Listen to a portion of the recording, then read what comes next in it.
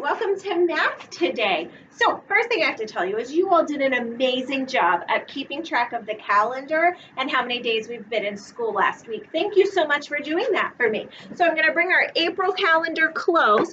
You all kept track and you showed me all the way till last Friday was April 24th. So we're going to do the weekend then. We had Saturday was the 25th and Sunday was the 26th. Which means today is, let's do our statement. Ready? Here we go. Today is April 27th, 2020. Great job. Excellent. So, I forgot to ask you, what day of the week is it then? On April 27th, if we go all the way up, we are on Monday. You're exactly right. Today is a Monday, April 27th, 2020. Excellent. So now Blair is going to hold up our straws so we can see how many days we've been in school. And you all were doing an amazing job at keeping track. And last week you showed me that we were in school for 156 days as of Friday. That's awesome. So today's Monday. We're taking another straw, adding it in. I had 6 straws in the ones column. I just added another one. So now we have how many straws in the ones column? 7 straws in the ones column. Excellent. So we have now been in school for 157 days. That's correct, 157. What is the number 157 made of? That's exactly right. It is made of one group of 100, 5 groups of 10, there they are, all 5 of them, and 7 ones. Here's our 7 ones. So let's go ahead and count our number 157. Here we go. 100, 110, 120, 130, 140, 150, 151, 152, 153, 154, 155, 156, 157. Excellent. We've been in school for 157 days. So let's work on writing that number 157. Here we go. The 1 goes straight down. The 5, we have the little down, big belly around, and the hat on top. And then our 7 straight over, down at a diagonal. Excellent. 157 days of school. All right, Miss Blair, we'll put that back here. Blair's going to stay with us today. She is going to help us work on our new math unit. This week, we are going to spend the whole week talking about fractions. Fractions. This is definitely a first grade skill. So, fractions are when we take a whole something, and we cut it into parts. So here you see I have a whole circle. I can cut that circle into parts, and then it becomes a fraction. So today we're going to specifically talk about halves, it says right here. We're going to talk about what halves look like. We're going to talk about what the fraction a half looks like and what it means. And we're going to talk about all the different ways we can cut something to make halves, okay? So Blair is going to get us started by talking about cutting something into equal parts, because that's the first thing we have to understand. If we're going to be good mathematicians and make halves, we have to understand what equal parts are. So Blair, can you talk to us about cutting something into equal parts? Yes, so this might be my cookie. So what if my sister Aubrey wants some of my cookie? I might have to cut it in half to share with her. So I don't want to give her much, do I? So I'm just going to cut it like that. Is that even? Not so much. I'm going to make your line just a little bit darker, Blair. Make sure they can really see that line there. Oh my goodness, look at where she cut that cookie. It's not very equal, is it? I could tell Blair would take this big part over here and give that part to Aubrey because that's definitely not equal. Oh my goodness. Blair, you better try again. Okay, I'll try. Let's see. Right there. Oh my goodness, I think she made it even more unequal this time. Look at the big part she has and the little part she gave Aubrey this time. That's not equal either. Blair, I need you to cut this cookie in half equally, please. Let's see if she can do it. All the way in half. Okay.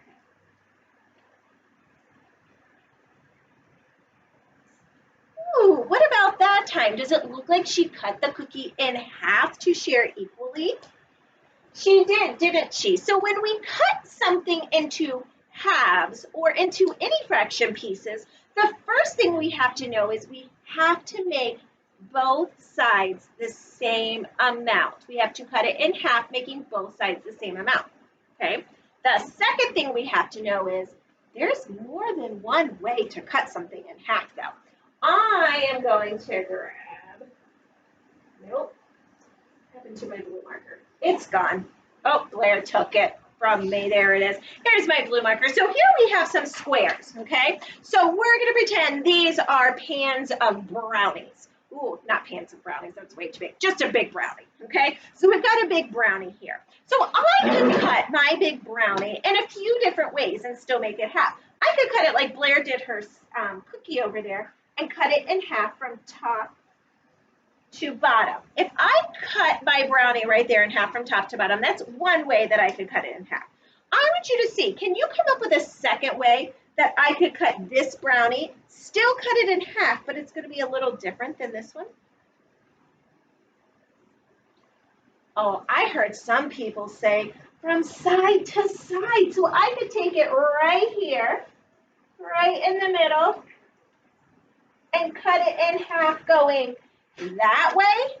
I could. That's a different way to cut my brownie in half. So here we went from top to bottom, cutting it in half. And from here, I went from side to side, cutting it in half. Great job. So can you come up with still a different way? Here I've got another brownie over here, another square. What's a different way I could cut my brownie in half?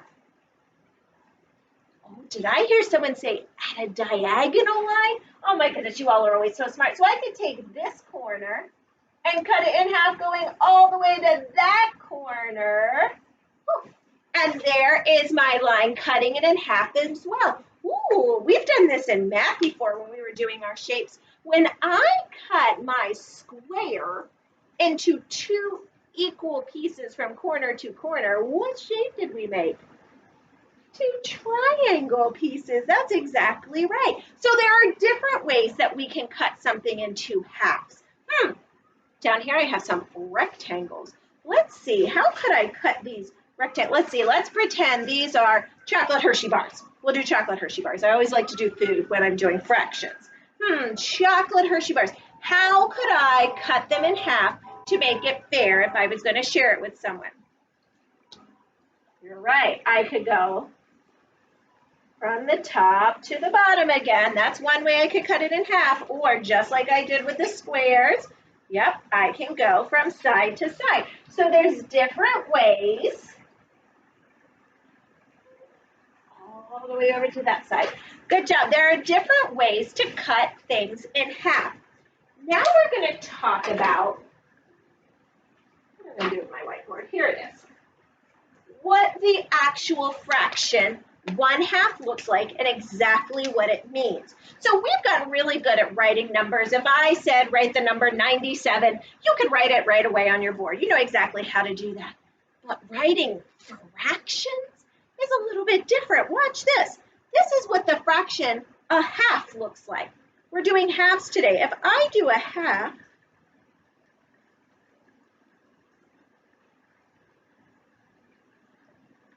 That is what the number 1/2 looks like. What? It's a little different, isn't it? This is how we write a fraction. Let me tell you something about a fraction. First thing I'm going to do is I'm going to introduce you to two really big math words, okay? The first really big math word is denominator. Oh my goodness, say that with me. Denominator. The denominator is the bottom number of the fraction under this middle bar, okay? And this denominator tells us how many pieces we are cutting something into.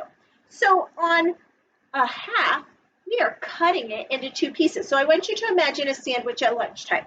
Mom makes you a sandwich and sets it on your plate, okay? And you say, Mom, can you please cut that in half? When she goes to cut it in half, there's going to be 2 pieces. 2 pieces. That is how many pieces we cut something into in a fraction.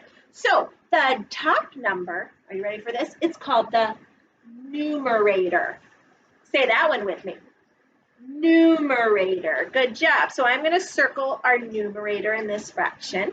This one is our numerator of 1. That's how many parts we're talking about. So when I say Blair ate half of the brownie, that means she ate 1 part out of the 2 pieces. So let's go back here to, here's our brownie. Here's my brownie right here. And if Blair ate half of it, I'm going to go ahead and color the half that Blair ate. She ate this half right over here. There's the half that Blair ate. She ate 1 out of those 2 pieces. And then if I ate the other half, if I eat this half over here, I ate 1 out of the 2 pieces. That's what this number 1/2 means.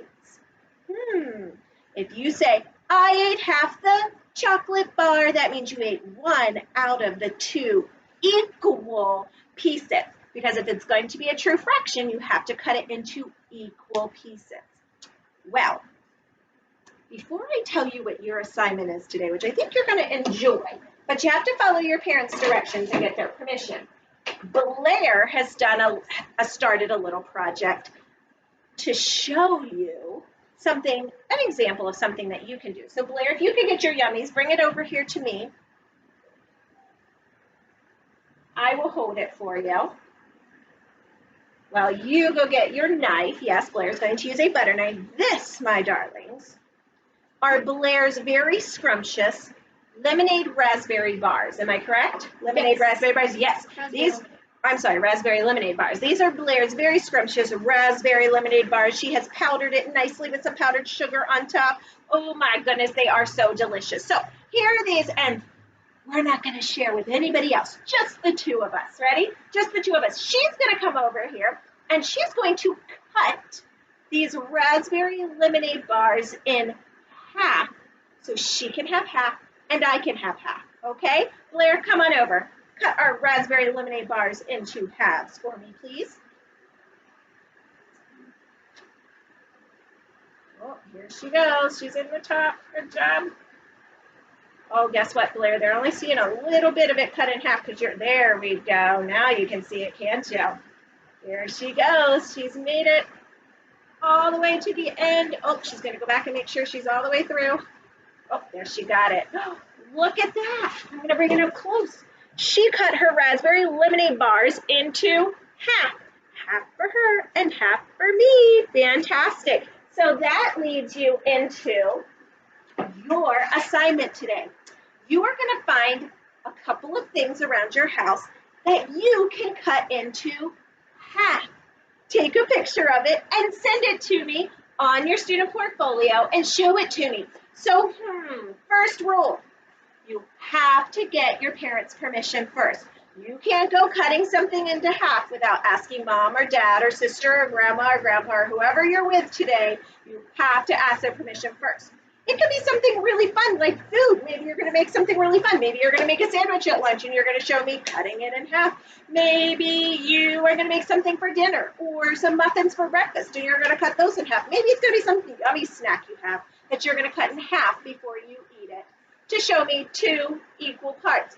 Maybe it won't be food. Maybe you're just going to use a piece of construction paper. And you're going to show me how to cut it in half? Or maybe you can come up with something super duper creative. Show me how you're going to cut it into half. Parents, students, I am also assigning all math IXL lessons to have to do with cutting things in half. Everything I'm assigning today for math that I would like you to do first are your fraction lessons. If for some reason they go super duper fast and you didn't reach your 10 minutes for the day, you can go do some other lessons that you would like. But first, I want you to do your halves fraction lessons that I am assigning on IXL to follow up this lesson today, okay? Thanks so much. Have fun cutting something in half and send me those pictures. Bye.